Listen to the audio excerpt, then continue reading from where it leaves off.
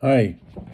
Hello, English 102 online B03 College Comp 2 students. My name is Ryan Nowlin. I'm your instructor for this semester. I just wanted to introduce myself to everyone. I am a Hudson County Community College instructor. I've been teaching at Hudson County Community College for a number of years, since 2008. And this is the online version of 102. I just wanted to give you a few tips and just to sort of so that you can get started with the course. Basically, the syllabus is designed so that to be followed week by week. Because we are late start class, the course requirements and the due dates involved on the course calendar is more accelerated than it would ordinarily be.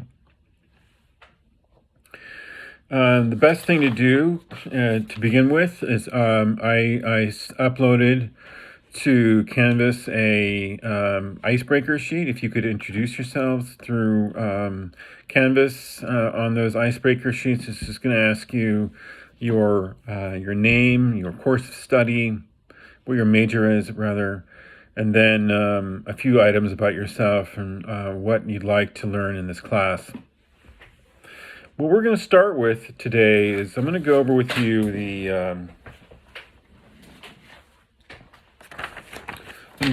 the syllabus for English 102 online course, and then we're going to just talk about how to get started with the readings and the chapters that you're going to be responsible for reading for the next week or so.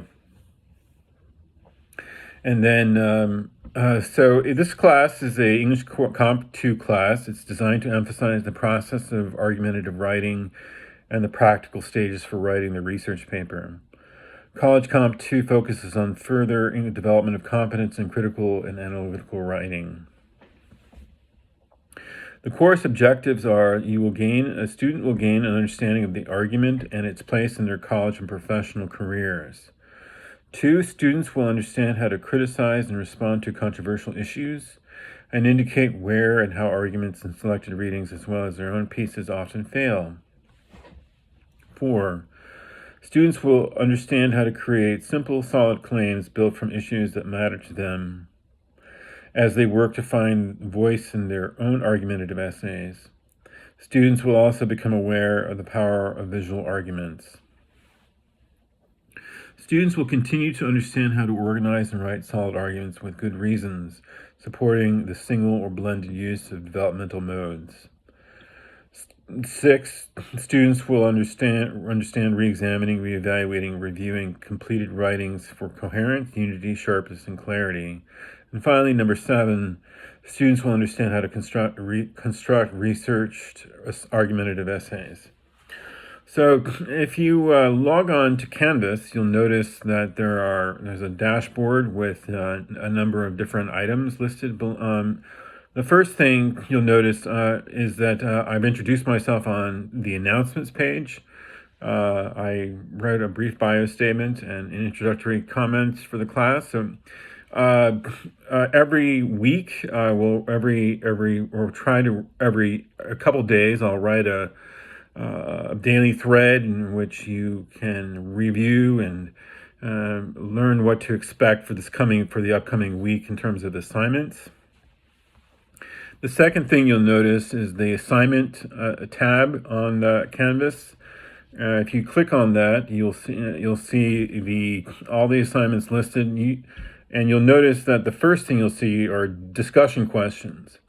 The discussion questions are you're responsible in this class for answering discussion questions every week, every time we start a new unit.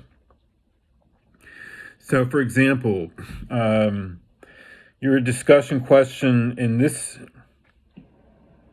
unit 1, is for the argument, what it describe an argument that you had in real life, and decide who your audience was, and then how you won the argument, or what was how did you go about um, conducting that argument? Was it an emotional argument? Was it something that you were able to convince your opponent with using logic and reason and facts? Or did you appeal to your your character as a source of credibility? So that's the first thing you want to begin with. The first essay is going to build on those discussion questions, in which the first essay, you will be responsible for writing a brief 500-word essay discussing the last time you tried to persuade someone to see an issue the way you do. We'll incorporate elements of argument read in the assigned chapters, selected issue, audience, claim, and timing. So the way this works is every unit we begin with, you'll begin with this discussion threads, which I will comment on throughout the semester and throughout every week. I'll make comments and respond to everybody's DQ questions. Feel free to also respond to each other, so that we can get a more of a class dynamic going, a class flow, so to speak. Once we do that, we can build on those, generate discussion threads. If we generate enough of these discussion threads, you'll have enough material to incorporate that into your essay assignments. The way the first essay will be graded will be that you will upload your essay up onto Canvas. It should provide already a link for every essay that you will work on. There's a link that you would upload your essay to that link for essay question number 1, for example. And then I'm going to grade it through what's called SpeedGrader, and it will allow you to look at your grades and grade the comments that I make on that SpeedGrader feature on the dashboard under assignments. The other thing you're going to be responsible for is, in addition to the discussion questions in the paper, are quizzes. Now, this is very important because this is an online class. How I'm going to keep track of attendance is through the quizzes that you take on a weekly basis for each unit, which you can score yourself. It'll give you a score. You can check yourself with every quiz you take. And that will allow me to essentially compile a working attendance record based on your DQ question responses, your essays, and your quizzes. All those three things are going to be comprised of what I consider your attendance record. Every week, then I log in your attendance, and then as soon as we begin to think about every unit, we go through discussion question number 1. Example is characteristics of oral arguments. The question is, consider these questions and post a general response about your last argument. Do not answer as individual questions or repeat the questions. What was your last argument about? Meaning, did you have like I said, an emotional argument, or did you try to convince your opponent with logic? What was said? Where was there a proposed solution? Was there a winner? The discussion question number 2 is just sort of a slightly different question about the process of thinking about argumentation. After having discussed your last argument and reading the assigned chapters, revisit at least 2 of the subtopics referenced, specifically refer to issues that matter to you. Discuss what you know now, what you might have done differently. Okay, so the first chapter 1, I have provided outline slides on Canvas for every chapter that we cover. I'm going to briefly go through this chapter 1 and chapter 2 with you. So chapter 1 opens the book. The beginning of the book begins with this idea that what argument is and what it is not. It also discusses what the rationale you are arguing and what you claim as a point of view or an issue. How you defend your claim with different kinds of support, whether you respond fairly to those with a different point of view. Argument is useful when you want to persuade others, decision-making, fellow classmates, co-workers. Argument is also useful when you want to find out more about something that matters to you and if you want to establish areas of common interest among different positions.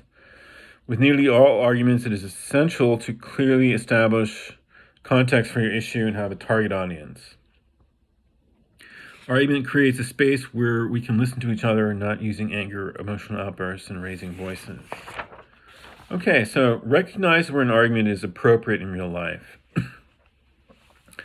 Vital issues in our lives both occur in everyday life and the academic world. When you have a clear point of view, a claim about a specific issue, then justify your claim with effective support, thereby establishing your credibility. Your audience will listen. An emotional argument, on the other hand, lacks the support of a rational approach to an issue and puts in jeopardy your credibility with your target audience. The exact change you want is never a guaranteed outcome of a good argument, but at the very least you will have made your voice audible, clear before an audience that matters to you. A well-organized argument will touch the reader in many ways. First, logically, before you provide real-life support for your point of view, because you touch on something the reader cares about.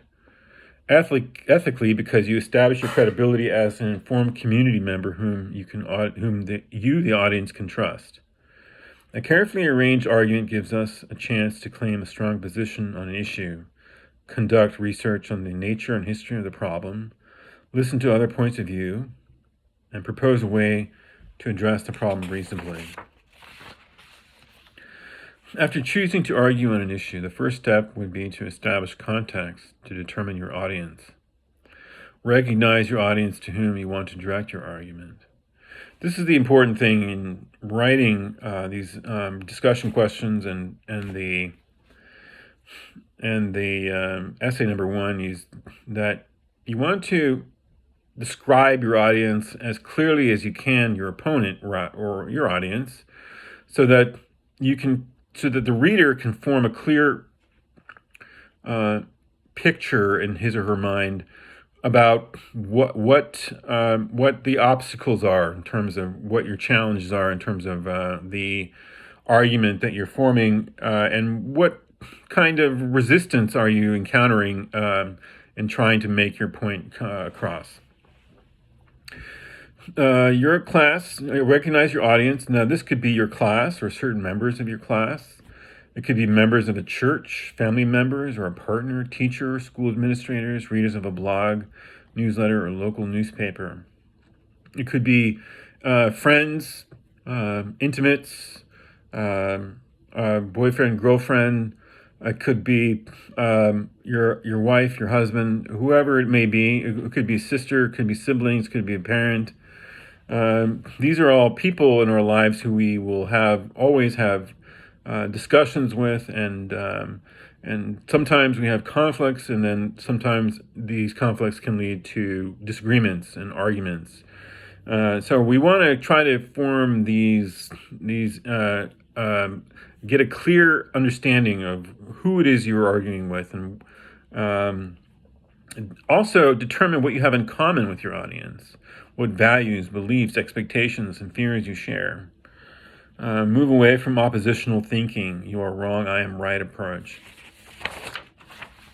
Establish context, past, present, background information for your issue. When you decide to claim a position on an issue that matters to you, gather plenty of information so that you are fully aware of the context of your issue. An issue materializes in a swirl of local events and occurs because people disagree about its cause and what should be done about it and the terms that define it. Example, now we are close to an election. People are there's a heightened sense of these issues that are going around in public about what side of the political fence you happen to be on. And sometimes we have in our immediate circle people who differ in their political points of view. So it's a real good time to notice how you pay attention to differences in opinion and also differences of points of view. Whether or not it actually exists and how it should be evaluated, creating this type of context does two important things for your final argument. It lets you argue with a strong sense of local history. It sends a direct message to your audience, readers, that you have done your homework. It indicates that you have thought deeply about your issue and you should be taken seriously. Why do arguments break down? Why do arguments sometimes become emotionally tense, or where there is you lose a sense of the logic of the argument? And arguments break down when they do not persuade an audience, when you fail to narrow down a big topic, when your writing lapses into summary and general statements. By focusing on a big topic, you will treat the issues only superficially. Instead, narrow your topic to a single issue that affects you and that you will be able to dig deeply and avoid spreading out generally. Arguments break down when there is a lack of balance in the support. By overlapping body paragraphs with facts and logical appeals only, your argument lacks a cooperative human feel connection. The idea is to place ethical appeals to which you establish your credibility through personal experience and testimony of experts and emotional appeals in balance with logical support. You want to recognize what arguments break down as well, because when the audience is poorly defined early in the writing process, you should decide precisely whom you want to persuade. This will allow you to focus closely on an audience whose values you understand, and this will allow you to build a bridge to the audience which is necessary to persuade them. Arguments break down when they contain fallacies. Fallacies are often found in arguments, claims, and reasons. Weaken an argument because their mistakes in logic can involve unfair treatment of others. Fallacies are common in advertisings. We take for granted they contain fallacies because the promise cannot be kept. Arguments break down when they do not fairly represent opposing views. The rebuttals and differing views you bring to your arguments should not be brief and superficial. Rebuttals should address the opposing claims and how it supports a position and what it values. So in brief, I'm going to outline 4 kinds of arguments that you will encounter in your reading. The first is the Toomlin argument. Okay? You're going to be hearing a lot of these type of arguments in the discussion threads, so this is a good time to familiarize yourself with the basic understanding of these type of arguments. Toomlin model is, in this approach, a writer would focus closely on his audience. Rebuttals brought to the argument would focus on the opposition's concerns with specific issues. Central statements in the argument, such as claims and reasons, would include qualifiers that keep writers from making absolutely unrealistic points. So you always want, in the Toomlin model, you want to focus on the opposition. You want to treat them fairly. You want to respect their differences of opinion and their concerns, their central statements in the argument. But you also want to make sure you form a rebuttal in a respectful way, so that your audience is not alienated from from the discussion that's going on or the dialogue. The other type of argument is the middle ground argument. A middle ground argument would view the for and against positions as extreme and argue instead for a practical position in the middle. Extreme positions would be analyzed why it fails to offer a practical perspective. Rogerian argument, on the other hand, the writer would aim to create a space for back and forth discussions between his view and one or more views. The writer would need to present other views with respect and accuracy of having established a respectful tone with people holding opposing views. The writer is now in a position to introduce his view by looking for areas where values are on all sides overlap. This strategy is a practical choice when parties are far apart on issues. Argument based on the fourth type of argument is an argument based on microhistory. It can be a practical approach to an issue because the arguer could provide specific background information to the issue. Arguments based on microhistory focus on an argument in an everyday perspective. Chapter 2 essentially deals with the issues that matter to you. And in this case, the basic points of this chapter you'll be discussing compelling arguments become possible when individuals argue about what matters most to them. Arguments become compelling to readers when you write in an informed way about something that deeply concerns you. What you argue on should begin with the issues that stir your emotions and motivate you to speak out in your community. Think about your community as a group of individuals that share common experiences, interests, needs, expectations. Examples of communities are students in your classes, your fellow peer students, the general college community, workers you've worked with, your neighbors, citizens, and with a stake in local politics. Type of communities also can include social, academic, what we've described, your peers and your fellow classmates, your other workplace co-workers, colleagues. At many points in our working lives, we face conditions that affect our motivation, our engagement, and sense of fair play. Sometimes you might even have a disagreement that is indeed a workplace disagreement, and that you would need to find a way to resolve in order for a work conflict to be resolved. That you would take it to another person, perhaps another person who could mediate between two opposing points of view. In a family household, this community refers to both traditional family units, parents, children, to any group of individuals who are sharing a home and its responsibilities.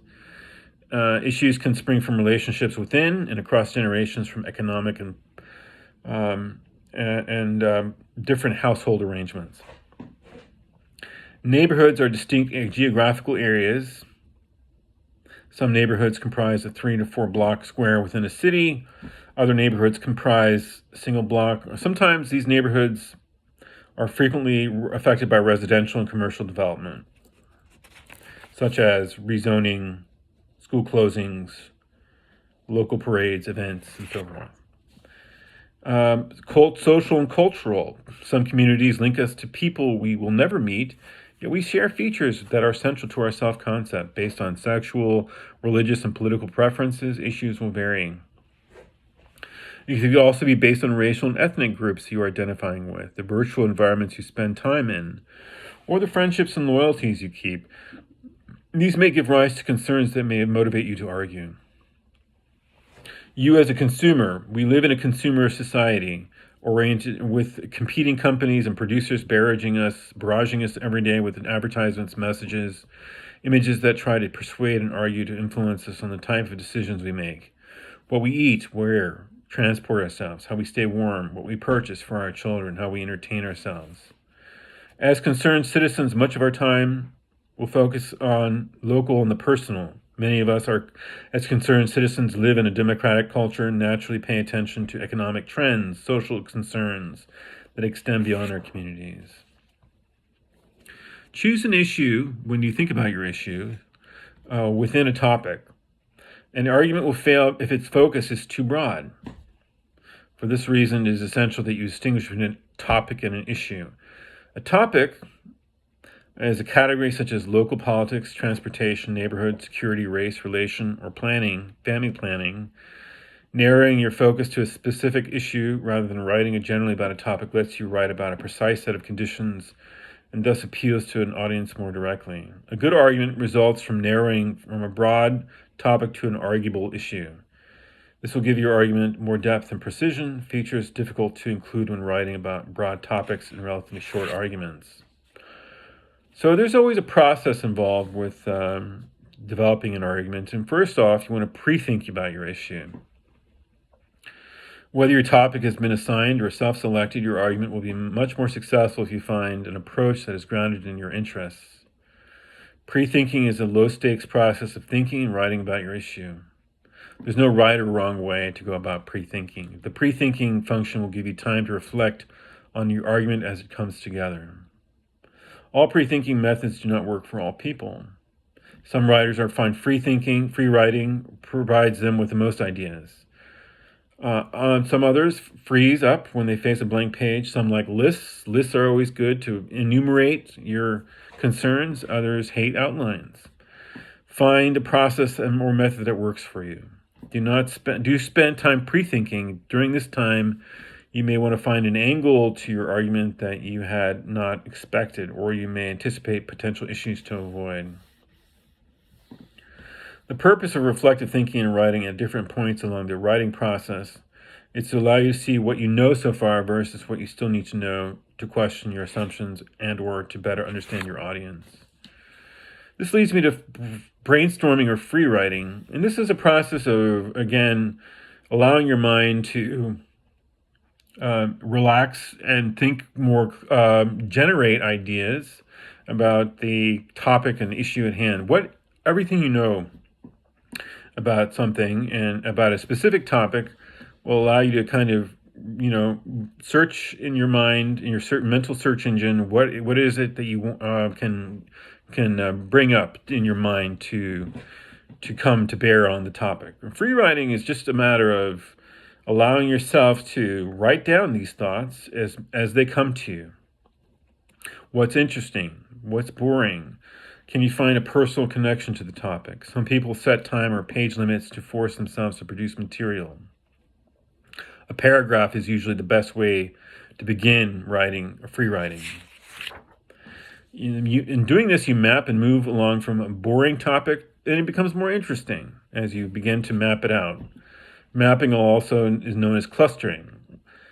You can make all sorts of connections once you cluster ideas together. Moving from boring to interesting involves writing about real-life situations that rarely leads to boring arguments, but writing about assigned topics can be less interesting if they're assigned. And in this class, it's always going to be on you to come up with your topics. And I, as an instructor, will be supportive in that process. The method to move from boring to interesting can be applied to any topic.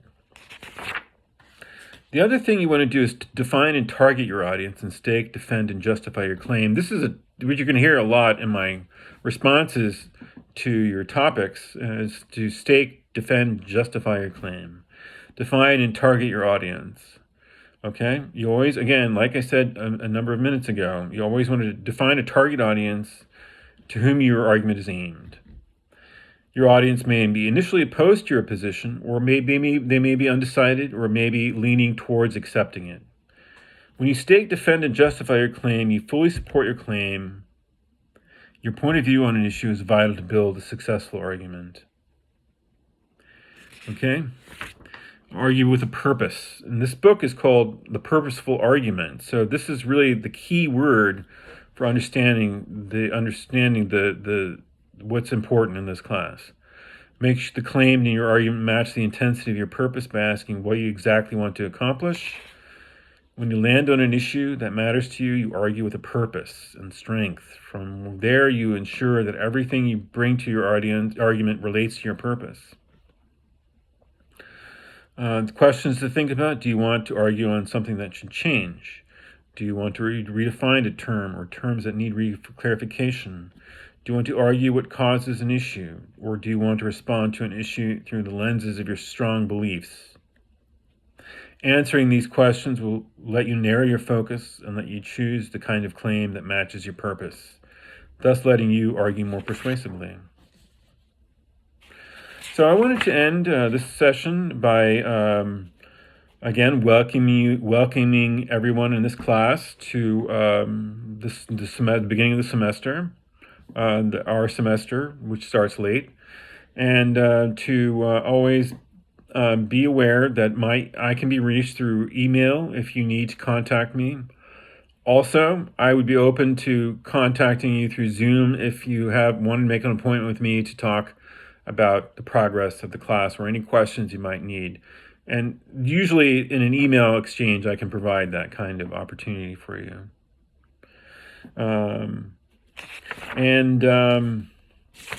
So this ends the first of a few different YouTube introductory videos.